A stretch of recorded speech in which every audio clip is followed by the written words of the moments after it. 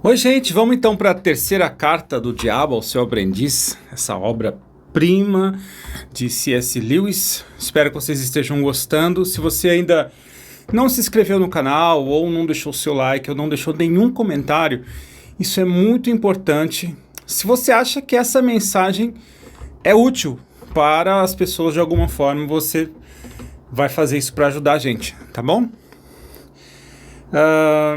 Carta número 3. Meu querido Vermelindo, fiquei muito satisfeito com o que você me contou sobre o relacionamento desse homem com a sua mãe. O inimigo irá trabalhar de dentro para fora gradualmente, corrigindo a conduta do paciente cada vez mais pelo novo padrão. E pode ser que ele mude o seu comportamento em relação à senhora idosa a qualquer momento. Seria bom que você entrasse em cena o quanto antes. Então a gente já sabe que o demônio, quando fala que ele está feliz com alguma coisa, é porque é alguma coisa errada, né? Estou satisfeito com o que você me contou sobre o relacionamento daquele homem com a mãe dele. Não deve ser um bom relacionamento. Vocês lembram no vídeo passado que se tratava de um neoconvertido, né? E provavelmente há muitas coisas ainda a se resolver com a mãe, e ele deve brigar com a mãe, enfim, não ter um bom relacionamento com a mãe. Mas ele fala assim que o inimigo, que é Deus, vai trabalhando de dentro para fora na conversão do coração dele, né? Até que ele possa mudar esse comportamento com relação à mãe dele. Mas ele fala assim pro diabo aprendiz: entre em cena o quanto antes. Não dê tempo para que Deus mude o comportamento desse homem com a mãe dele. Não dê tempo para que ele seja mais educado. E aí ele começa a traçar alguns métodos para tentar piorar o relacionamento do rapaz com a mãe dele, né? Construa um hábito consistente de irritação mútua, de pequenas azucrinações diárias. Você vai ver aqui que eles moram juntos, né? O rapaz com a mãe. E é nas pequenas coisas que o demônio age. Nas pequenas azucrinações diárias. O diabo fala assim: sempre providencie pequenas irritações, todos os dias, todos os dias.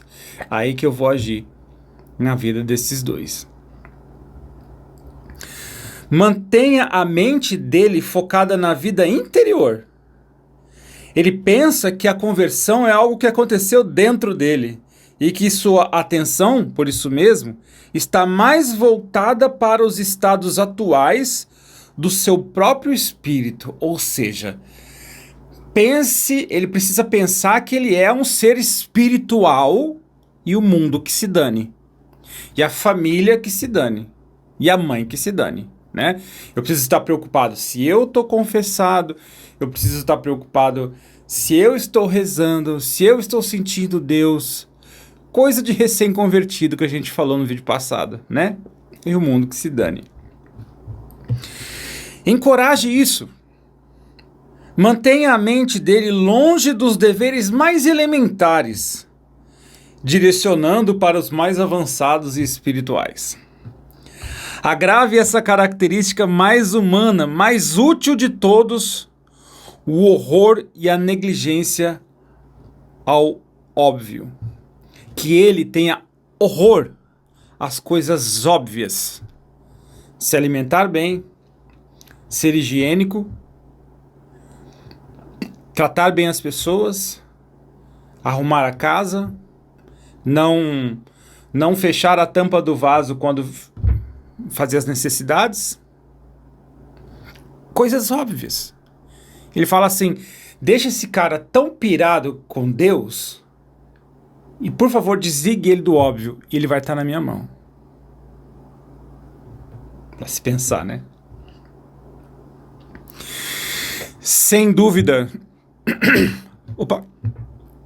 Você deve levá-lo a uma condição em que ele possa praticar um autoexame por 1 hora sem descobrir nenhum desses fatos sobre si mesmo, que são perfeitamente claros para qualquer um que viveu na mesma casa que ele ou trabalhou no mesmo escritório. Faça com que, quando ele fizer um exame de consciência por 1 hora, ele não perceba isso, nem se ele ficar olhando para si, que ele não note o quanto ele é indisciplinado, bagunceiro, sem educação. Coisas que ele não percebe, mas que qualquer um que conviver com ele 1 hora percebe o quão bagunceiro que ele é, o quão indisciplinado que ele é, o quão preguiçoso que ele é. Sem dúvida, é impossível evitar que ele ore pela mãe. Mas temos meios de tornar essas orações inócuas, sem efeito. Certifique-se de que elas sejam sempre muito espirituais, que ele sempre se preocupe com o estado da alma da mãe e nunca com o reumatismo dela. Assim você pode continuar a esfregar as feridas do dia a dia um pouco mais forte, mesmo enquanto ele estiver de joelhos. É uma operação muito fácil e você vai achá-la bastante divertida. Então, que ele continue se irritando com a mãe, continue, mesmo quando ele estiver de joelhos rezando, que a mãe seja uma irritação para ele. Em segundo lugar, já que as ideias dele sobre a alma da mãe são muito rudimentares e muitas vezes errôneas, ele estará até certo ponto orando para uma pessoa imaginária.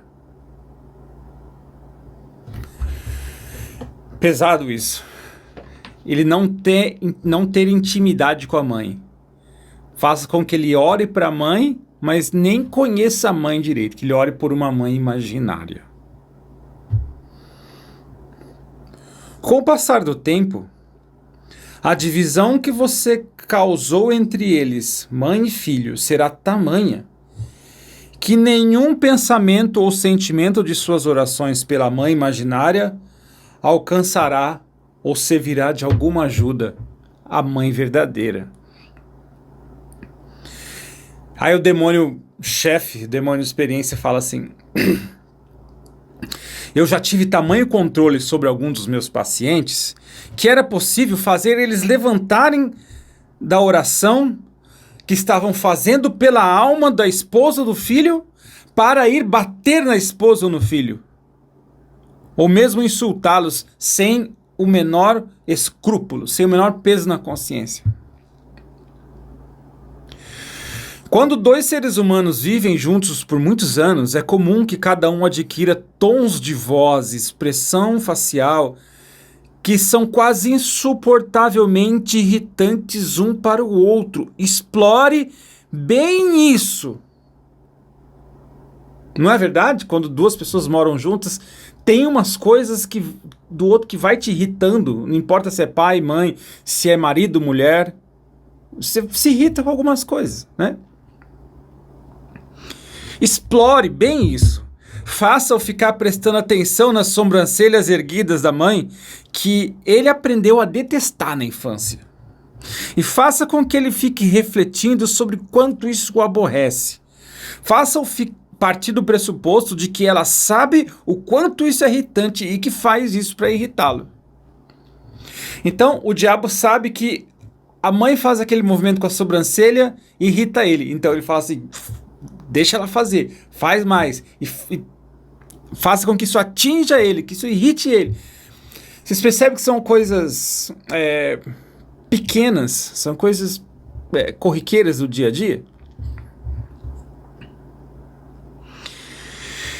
E é claro, nunca o deixe suspeitar que ele mesmo tenha tons de voz, caras e bocas que também são irritantes para a mãe dele. Quer dizer, é só a mãe que irrita, ele não. Só a mãe que tem um formato de sobrancelha que faz que é ruim, ele não. Ele não tem nenhum tom de voz que irrita ninguém. Na vida civilizada, o ódio doméstico usualmente se expressa dizendo coisas que pareciam bem inofensivas no papel. As palavras em si não são ofensivas, mas que ditas naquele tom de voz, ou naquele momento, não estarão longe de parecer um tapa na cara. Na convivência, algumas coisas que podem não ser uma palavra grosseira. Vou dar um exemplo. Acorda, meu amor. Tudo bem. Eu posso dizer, acorda, meu amor. Diferente. E isso fala que isso pode refletir na pessoa como se fosse um tapa na cara. Dependendo do tom que você falou e da hora errada que você falou. O inimigo fala, nas famílias, invista nisso. Faça isso. Continuar. Enfim, conte-me algo sobre o posicionamento religioso da velha senhora. Será que ela está com alguma espécie de ciúme do novo fator na vida do filho, ou seja, da conversão? No caso, sentindo-se ofendida pelo fato dele aprender com os outros e tão tarde aquilo que ela acha que deu a oportunidade a ele de aprender na infância.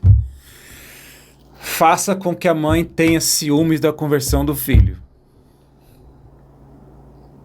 Que Deus pedindo ele faz, mas ela pedindo ele não faz. Invista nesse ciúme da mãe. Então, essas são as frases mais fortes dessa terceira carta, nitidamente falando sobre relacionamento de família. Espero que você possa pensar um pouco em cada parágrafo que eu li, desses que eu destaquei. Eu nunca leio aqui nesses vídeos as cartas inteiras, eu seleciono alguns parágrafos. Volto a dizer, se inscreva nesse canal, comente o que você está achando disso, mande nos seus grupos de WhatsApp da igreja, da faculdade, tá? E no próximo vídeo vamos falar da carta número 4 do diabo ao seu aprendiz. Valeu, gente!